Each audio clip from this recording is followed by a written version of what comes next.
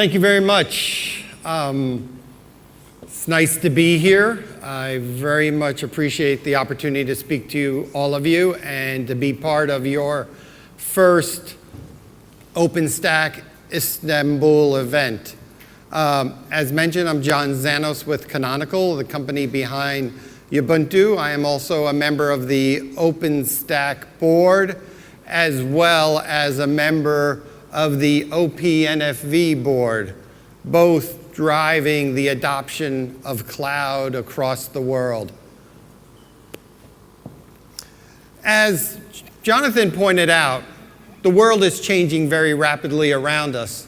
Very famous quote, very forward thinking back in 2011, that software will eat the world.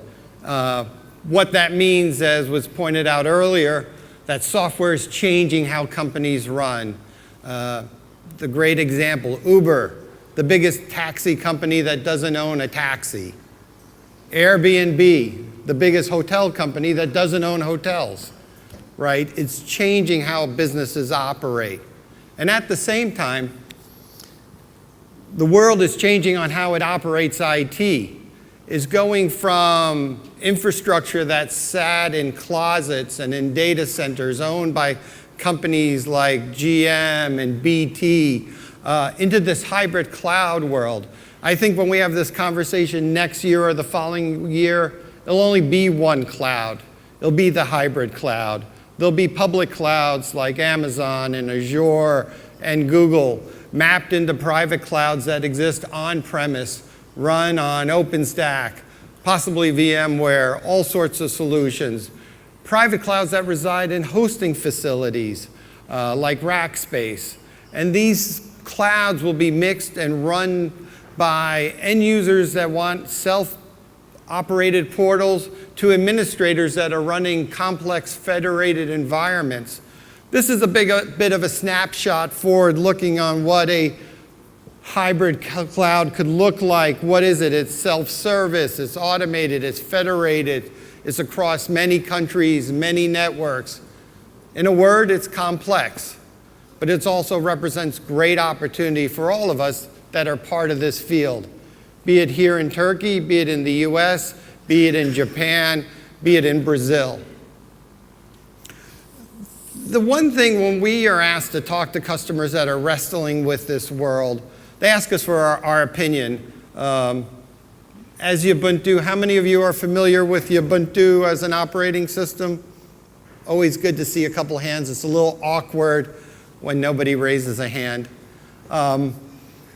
which doesn't happen that much anymore. They ask us, given that Ubuntu was born for the cloud, born for scale out, what do we recommend?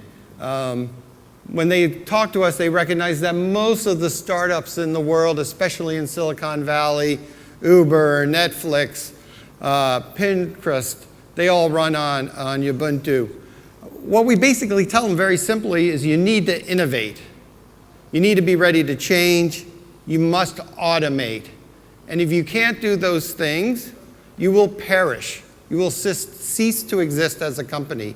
The marketplace is that competitive. All you have to do is talk to the taxi drivers in Paris, in New York, in LA, in Tokyo that are competing against cars that are run by Uber, right? The world changes very quickly now. So what we talk about in terms of helping people automate, given that we're here talking about OpenStack, is we talk about how do you automate OpenStack? How do you make OpenStack easier? Or at least easy or easier. How many people have deployed OpenStack or tried to deploy OpenStack? Right, we're going to get more hands next year. It's not an easy thing, but all of us in the OpenStack community are working to make it easier. One way we're making it easier is by deploying, hold on, Scott, for a sec. We're going to deploy an actual cloud during my speech with a tool we call Autopilot, which is less important, just freeze one second, less important than what it tries to do. It tries to make the deployment of OpenStack easy. It not only tries to do it, it actually will do it. So for those of you that deployed OpenStack Cloud, sometimes it takes days, weeks. If you have challenges, maybe months. We're going to do it in 25, 35 minutes. What I'm going to do is pick a couple of standard configurations for an OpenStack Cloud. This is an actual live demo, not a tape. Actually, we're going into a data center with an 11-node cloud. First, we're going to pick the hypervisor. Scott will pick KVM. We're going to pick the network, Open vSwitch. This template of autopilot has these decisions made. Scott, raise your hand. He's the man behind the curtain actually running the connection into the data center. We're going to pick the storage, Ceph. All right.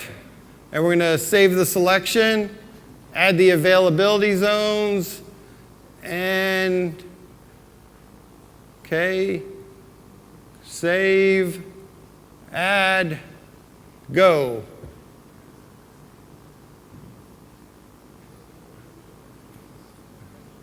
Are we started, Scott? There we go, save.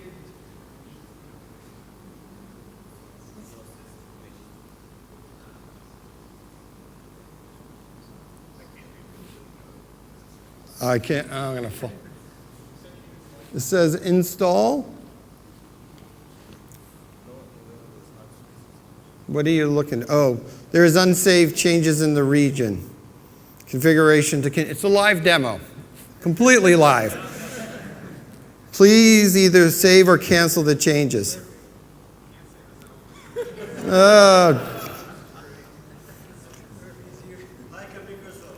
Yeah.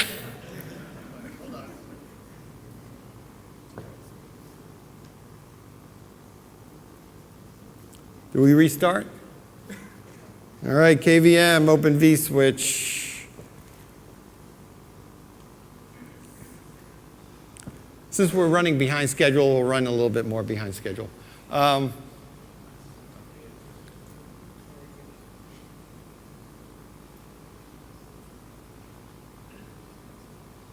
Second zone. All right, now we start. A little better, but okay. So Scott, if you go back to the slides, we're going to let this run in the background. In 20, 30 minutes, we'll come back to it, and hopefully a cloud will actually be deployed. It'll be deployed with a couple images of Ubuntu, a couple Linux containers, and if it's not working, we'll have a long conversation later. No, it should work. So going back through some slides while this is actually happening, when we talk to customers, we used to talk to them about enterprise and startups. Startups using scale-out architectures, enterprise using scale-up architectures. In a word, from our parlance, when we talk to them, you know, Ubuntu was in the cloud startup world, Red Hat was in the enterprise world, and we had that conversation many times a couple years ago. Right now, when we talk to companies, what we see is a world that actually is scale up and scale out. Appliances that build up like Oracle and SAP as compared to scale out architectures like OpenStack and Hadoop. Why I love that discussion is because that discussion now is happening all across the companies that we talk around all across the world. So a company like Bloomberg in New York City has programs in both. A company like BT in London is doing both. A company like NTT in Tokyo is doing both. If you go to the next one, Scott. Next slide. So when we think about it as scale-out architectures that are really the architectures that are driving growth. So when we talk about companies, they usually don't tell us we're adding 1,000 more machines for an Oracle database. What they're telling us is they have a project with Hadoop, MongoDB, data analytics, cloud architectures. And for Ubuntu, we're in a position where we happen to be dominating that marketplace. The vast majority of development that happens on Amazon, Azure, the public clouds of the world are happening on Ubuntu. The vast majority of OpenStack deployments in the world are happening on Ubuntu. So this is the most recent user data, just to flash it. It's all available on Jonathan's excellent website that the Openstack Foundation puts together. But this is the most recent data. What's been exciting for us that we've been watching very carefully is how does our position stay over time? Because the market's evolving, people are entering, people are leaving, people are getting acquired. What's exciting for us is this dynamic has stayed pretty stable over the last couple years. But what's really exciting for us and for the whole OpenStack community is that over time, the number of production deployments has increased. So if you happen to have been in the OpenStack meeting that just happened in Vancouver, what was exciting was that we were moving away from a discussion of features and what OpenStack does, and we started talking about users like Walmart, the film industry that Jonathan talked about, that's using OpenStack in production. And what we're seeing in the telecom industry, for example, is OpenStack is becoming the standard thought process for an on-premise cloud. I'll spend a little time talking about what's happening in telecom as a bit of an example. But what's exciting is that we're going from a baby, to a teenager. I think we're about an angry teenager right now, but we're really seeing adoption. If you go to the next one, Scott. So what does that mean, though, in terms of how do we actually have a discussion that's meaningful for a company that's trying to make a decision of how to implement a hybrid cloud? The first thing we actually talk about is what are you trying to do and what are you trying to improve? And you'd be surprised that many companies aren't crystal clear on that.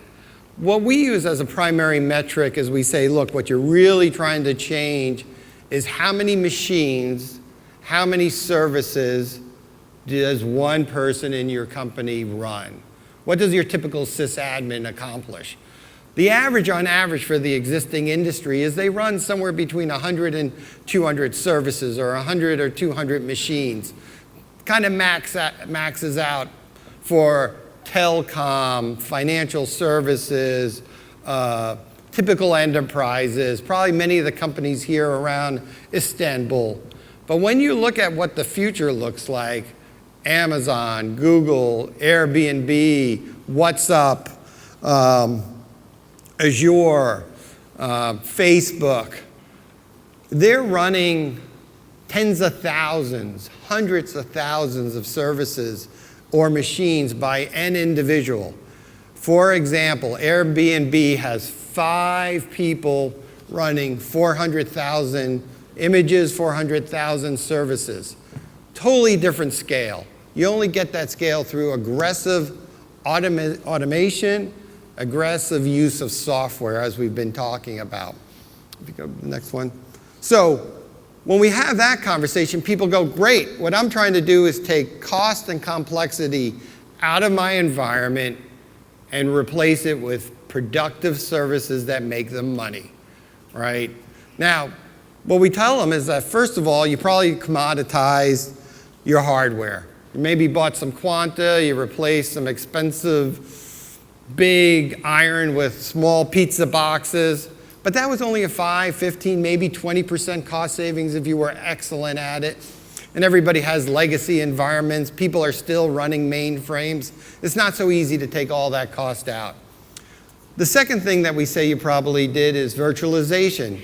You're probably running some sort of VM, some sort of hypervisor, maybe ESX from VMware, and maybe Hyper-V, maybe KVM.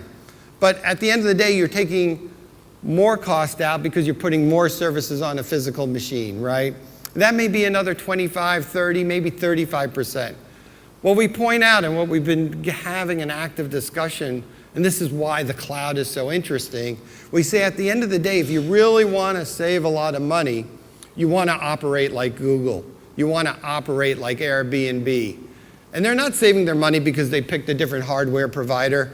They're saving their money because they operate at a modern scale-out architecture that is fully automated, that 5 people from Airbnb can run 400,000 images. 400,000 services at the same time. So that's the dialogue we focus on. We're very active in Openstack. We're running production environments. But when we think about it broadly, we think about it as automation. We think about it as simplification. We think about it as making life easier for a handful of people to do many, many things. Thanks. So it's about automation. It's about simplification. It's about reusing what you've done once many, many times. And that's a very important point, because many times people think about standing up a cloud and throwing stuff on top of it. But then you want to go beyond that and manage the services you have running on the cloud with the tools you've created and doing things a lot of time. Many times people use Chef or Puppet or Juju or other scripting to do that. But at the end of the day, it's about reuse. It's also about acceleration. All this marketplace is doing is becoming faster and faster. The people that are competing against Uber are competing against a company that adds services all the time. People that are putting Apple or Google on your car are going to do actual updates while your car sits in the garage. Very different model. And then lastly, what we've seen in many of the industries is a big push to open source. We actually use the phrase, and I like to think of it as open core. They're willing to put open source applications, open source platforms like Openstack, open source operating systems like Ubuntu into the core of what they're doing. Then around it, they're adding value because that's close to their customer. That's how they differentiate. So you may have a company like Netflix running a MongoDB or running SQL open source database. Where they differentiate themselves is the interface between you and them. How do you see the movie? How do you consume a movie? So I'm going to use telecom as a little bit of as an example. And this is how we'll go back to the Openstack discussion, because it's a platform that enables a lot about what I've been talking about. First of all, telecom is a perfect example of an industry under attack. It has declining revenue on its core business. Voice, traditional services that you're used to using when your mother and father used the phone, right? You pick it up, you call another person, that's about the functionality you got. But it was very profitable. Use a phone now, you do a lot of other things, and that's only one piece of it. So the value of that from a perspective of the telecom's ability to bill you for that service of voice has gone down. Data explosion. Everybody's consuming their network. Netflix is putting more information across their network than voice ever did. If you look at the recent studies, it shows that in about 5-10 years, more than half the network is just going to be consumed just on video, right? Now, the thing is, if you're a carrier, you still have to make your network bigger. You have to make the pipes bigger to consume all this data. You're not necessarily charging more. And then lastly, new competition. If you followed it, Google just said they're going to lay down fiber, right? They are competing with core telecom services. That changes the environment. If you go to the next one, Scott. So what has the telecom industry tried to do? They've come up with the concept of a network function virtualization architecture, or simply put, virtualizing the network to operate on a scale-out framework. What we've done is figured out how we team with that, and this is why we're participating both in OpenNFV as well as in Openstack. And I think the Openstack Foundation has done some excellent work, most recently in Vancouver, trying to bring these two entities together. We see Openstack as a key component of this, and in the telecom industry, they are treating it as the default selection. You have to be able to deploy and install hardware. You have to be able to lay down a VM or a Linux container. You have to be able to run the different elements of OpenStack compute, storage, network. Then you need to be able to deploy the virtual network functions, which are simply put applications. And we're proposing a tool called Juju, which I'll talk a little bit more about. But you can use Heat, you can use other tools. Then lastly, the two boxes on the top are the traditional orchestration tools. Those tools are the tools that have business intelligence and allow people that know telecom to run the network. SLA, business requirements, billing, operating. And we view that as the part, as I was saying before, that's close to the customer and will not be commoditized. If you go to the next one, Scott. So just as an example, we've come up with an exercise that we are doing with Juniper Open Contrail to simplify this. And this is the theme you'll see from us in the marketplace and our major message around Openstack is how do we make it easier? How do we package it? How do we bring tooling that makes it really scalable in the same way that Google has operated internally, but the difference is you don't have to hire 5,000 engineers from Stanford University in California and Palo Alto. You can do it with a handful of people and a bunch of very intelligent software. And hopefully a lot of open source software. What I showed before in terms of Maz and Juju and Openstack, that's all open source software. If you can go to the next one, Scott. So at the end of the day, what we're trying to do is make Openstack easy with Autopilot, with Maz, with Juju, and I'll talk a little bit about this tooling while I continue to eat up time when our OpenStack cloud is being installed. If you go to the next slide, Scott. So here's at a high level what these tools do. Maz was developed by us as an open source piece of software. Another project is ironic. It's basically something we saw in terms of a need as we were working with customers that were living in the scale out space and had to be able to identify physical nodes, turn them on, turn them off, register them, and ultimately deploy multiple operating systems. It can deploy Ubuntu, it can deploy Windows, it can deploy SUSE, it can deploy Red Hat. Juju is a service model that's designed to weave together different applications, open source or proprietary, and allow them to work together. And most importantly, allow you to scale them up and down, so 1 node to 1,000 nodes to more than that, and also allows you ultimately to be able to say, I want to reuse what I did. I have figured out the best way to deploy OpenStack, and I've done it in Portugal. I want to save that knowledge and share it with somebody else that happens to live in Tokyo. And lastly, if you can go back one, Scott, the Autopilot, which is simply put an overlay on top of Juju, but allows us to make some prescriptive decisioning that simplifies the automation and deployment and management of an OpenStack cloud, which is what we're using right now to deploy our cloud. So we remove some of the flexibility that you have inherently in OpenStack, but we replace that loss of flexibility with a lot more simplification. And ultimately, it's not just a deployment tool, it's a management tool. If you go to the next one, Scott. Back one, I'm sorry. There we go.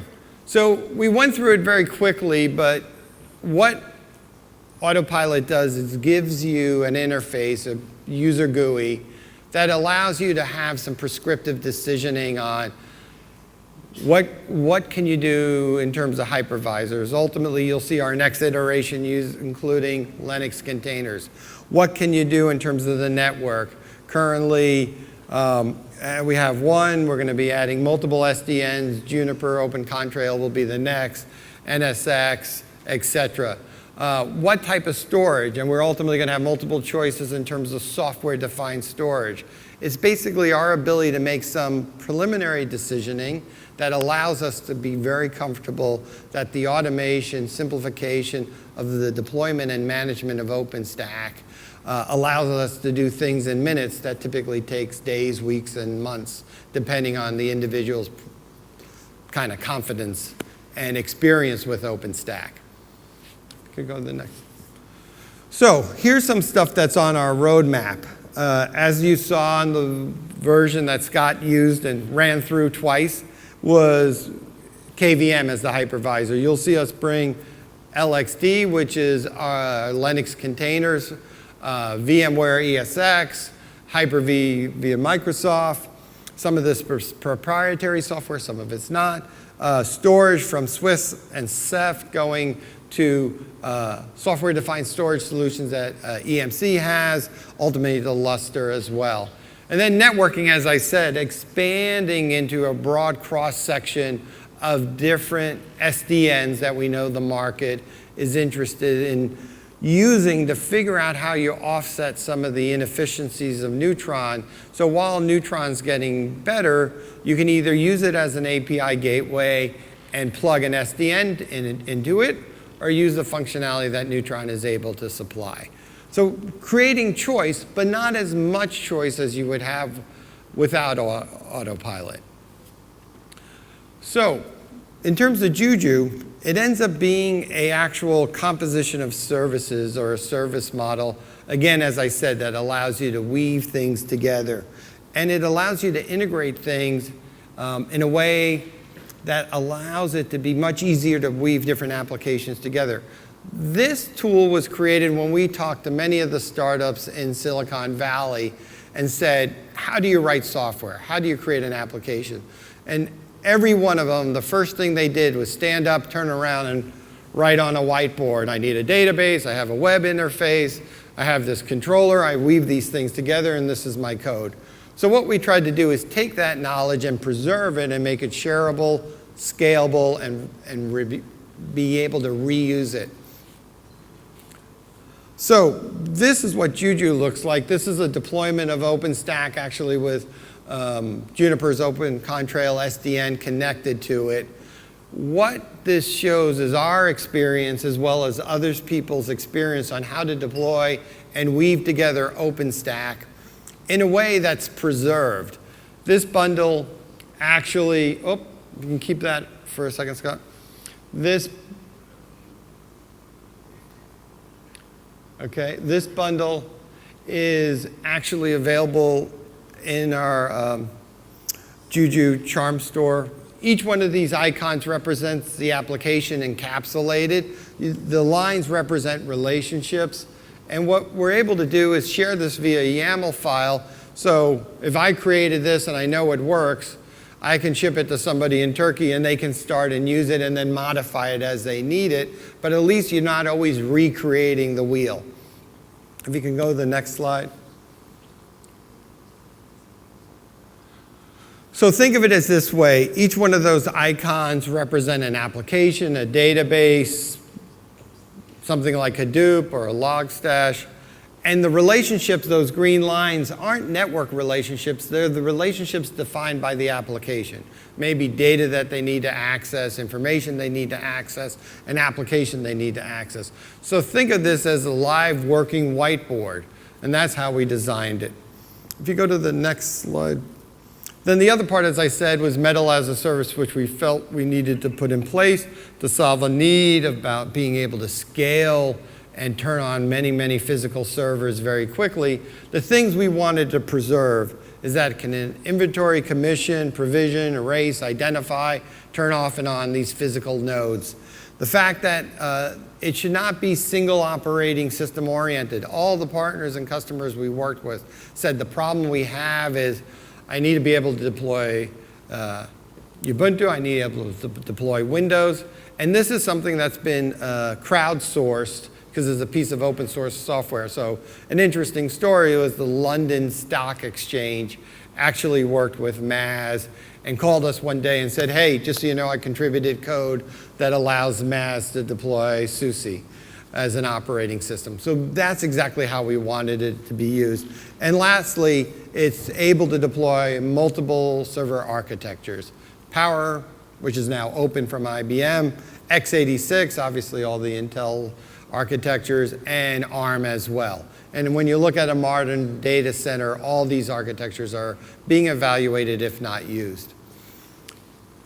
So at that point, we have a kind of working model. We're preserving what we're doing. We're making it available through open source code, and obviously we're trying to automate things so it's easier for everybody. But the question is, how do you have confidence that it works? And this is work we do in collaboration with all our partners in Openstack and collaboration with the work we do with the foundation. is we've created an OpenStack interoperability lab to make sure things work together when you take one piece of hardware, replace it with another, change one application and replace it with another. Because the important thing about this model, it delivers a vision of things being loosely coupled. It's an architecture that people can use and reference, but they don't want to be locked into any one vendor, any one piece of code. They should be able to use a Ubuntu guest and a RHEL host. They should be able to use a SUSE host and a Ubuntu guest or a RHEL guest. You know, the marketplace is looking for that sort of flexible interoperability. What we've done, if you can go to the next slide, is created a way that in a fully automated fashion, we're able to test multiple iterations. We look at the primary elements of network storage, compute, and identity. We look at it, how we map it to different SDNs, different hardware, different hypervisors, different storage solutions. And then we do it time and time and time again. And if you go to the next one, we actually currently run 73 different hardware configurations. That allows us to create 175 different types of clouds when you mix and match them. We run 3,000 clouds a month because this is all automated. We run them, tear them down, run them again, real time, mixing things up. We've done 46,000 OpenStack deployments. We've done over 1 million functional tests. But that's how we have a degree of confidence that when we tell somebody, oh yeah, you can put EMC storage with a HP server, with a Ubuntu OpenStack, with KVM, and with a Linux container, and the thing won't break. This is how we exercise it. And we're constantly adding partners every day. And this information we make available to the partners and through the partners to the customer. And this is the information we use as well to help improve how OpenStack works around the world. Now, as an example, one area that we know is actively discussed is the shortcomings of Neutron and how do you bring full network functionality to an OpenStack cloud. We think one of the interesting models is absolutely the SDNs that are being created. What we've done is taken an approach that we're partnering with multiple SDNs and giving them an opportunity to demonstrate their incremental value. And we're mixing things up so any customer can look at them and say, well, I'll try this SDN with this deployment of OpenStack with this hardware, and does that meet my needs? And as I said, we're working with Juniper and others to make this a reality.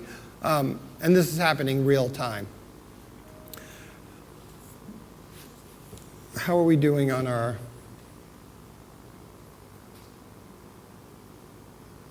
in progress? Okay, we'll go back to the slides. Oh, so when we talk about SDNs, this is actual Juju doing a live deployment of OpenStack, again, connected through the network to a functioning lab environment. Again, the little white cloud ones are the Juniper icons. You can see OpenStack. You can see the relationships that a number of these icons map to the Neutron API. And again, we're using Neutron as an API gateway and bringing the functionality of the SDN to the table. Okay, if you go to the next slide, Scott. So the other thing we realize is that OpenStack as a project has exploded. And there's a couple things that are desperately needed. Like today, in this forum where we're all talking about OpenStack, we need to expand the universe of talent. We're doing everything we can to do that. We've been in the foundation from the beginning, but we're also doing training. We bring our support and professional service organizations to the table, but our real objective is to help make the universe of knowledgeable, trained OpenStack professionals to become bigger and bigger every month. We do that by teaming with the foundation, doing training, helping VARs, system integrators, other parties that are interested, hosters, to become OpenStack knowledgeable. At the same time, we know that that takes time. So we've created a product called Bootstack, which is simply put a remote operation model that we're able to run and stand up an OpenStack cloud and then hand it over to somebody to run, or team with a partner in Turkey, in Asia, in EMEA, in the Americas, so they can implement an OpenStack cloud and leverage the operational experience we have. Now, we've been working with many people, and as you saw with the user data, we're in many of the working clouds that run OpenStack. This is just a snapshot of all the types of partners and customers we're working with. The important thing to recognize here is, from an overall perspective, there isn't an industry or a region that isn't strongly exploring and using OpenStack.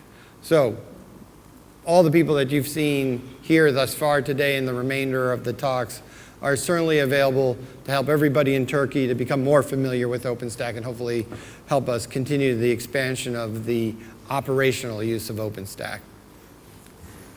So at the end of the day, we're trying to do a couple simple things. So if you remember anything else from my talk, it's these three things. One, the objective that will drive adoption is making OpenStack easier. I think we've crossed the threshold that new functionality is less important than simplification and operational experience. Secondly, this is not just automation of deployment. It's automation of deployment, it's simplification, it's reuse, it's sharing of skills, and ultimately it's making it easy to run and manage an OpenStack cloud so you can put things on top of it. Because nobody really cares about OpenStack unless you put things on top of it. I talk to a lot of customers and they ask me what's the one thing I would ask them always to remember about OpenStack. It's the most interesting project that should be uninteresting. At the end of the day, your cloud platform should work like electricity, right? Everybody's worried about the applications. The challenge right now is OpenStack is getting that operational experience, but we're getting it very quickly, and as I pointed out in the telecom industry, it's becoming the de facto standards in many discussions in terms of what you use for an on-premise private cloud.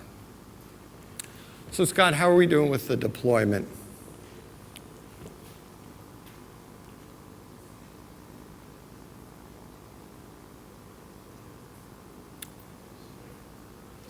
So, for those of you that ever deployed an OpenStack cloud, that cloud got deployed in less than my 30 minutes. Somebody was timing. 29 minutes. Let's look at it for a second in the last couple minutes of my talk, and I didn't really plan it to cut this close to the end. What we have is a cloud based on, oh, go back, Scott. Don't beat me. KVM, Open vSwitch, Ceph, and Ceph. As I said, 11 physical nodes, 2 availability zones, X number gigabyte of RAM. We'll go ahead, Scott. We're going to log into this happens to be the Ubuntu OpenStack dashboard, which is basically Horizon. We'll see what we have in this cloud.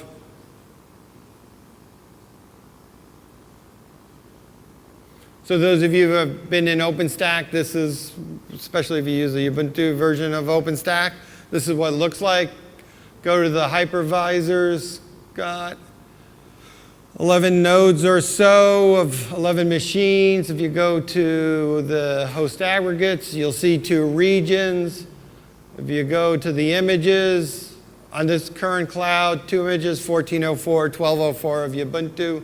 If you go to system information, you'll see the number of nodes and the different, this is what I want to show you. So there's 11 nodes. The 3 lines up top are 3 Linux containers deployed on 1 node. So in 20, 30 minutes, we deployed an OpenStack cloud. Let's give Scott a hand, a little pressure. But it worked. So 19 seconds, if you go to my last slide, right on time, right? Just the slide, Scott, the last slide.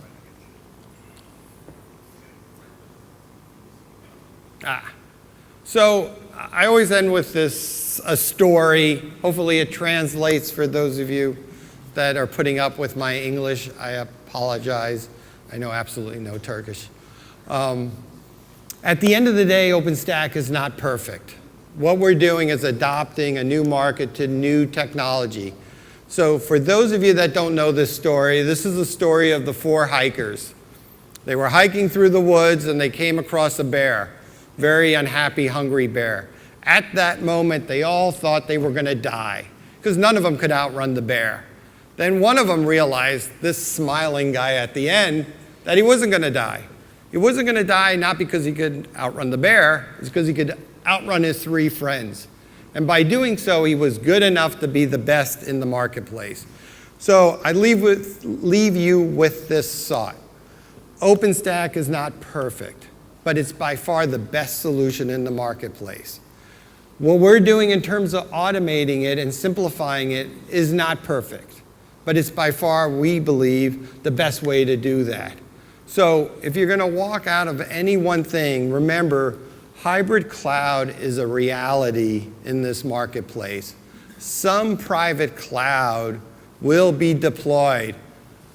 Don't be one of these 3 guys. Be this guy.